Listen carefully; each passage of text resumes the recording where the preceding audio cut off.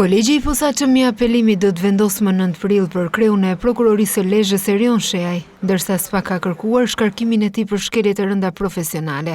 Në seancën e kësaj të premteje, kolegji i posaçëm i apelimit dëgjoi konkluzionet përfundimtare nga pala mbrojtëse dhe SPAK.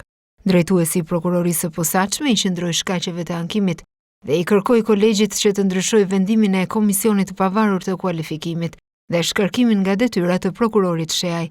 Gjatë paraqitjes së konkluzioneve përfundimtare, përfaqësuesi ligjor i prokurorit paraqiti argumentet e tij për secilin shkak të ankimit, si dhe deklaroi se në këto shkaqe nuk argumentohet si shkelje të mundshme që lidhen me kriterin e vlerësimit të aftësive profesionale.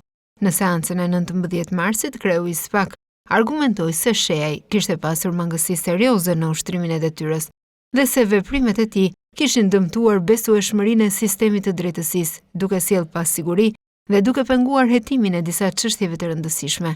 Gjithashtu, Dumani solli në vëmendje disa denoncime të tjera që ishin bërë ndaj Sheajit, përfshi rastet kur prokurori kishte lënë të pashfrytëzuara mundësitë për të kërkuar masat e sigurisë për individët që ishin në kërkim, duke i lënë ata të shëtisin lirisht, pavarësisht se ekzistonin prova të mjaftueshme për të kërkuar arrestimin e tyre. Shkeljet e kryeprokurorit të Lezhës janë trajtuar edhe nga emisioni Veting në News 24, ku mbërriti një denoncim për shkelje të ligjit. Një qytetar akuzoi Sheajin se e ka përjashtuar nga amnistia penale, duke e mbajtur në burg 11 muaj për te afateve ligjore.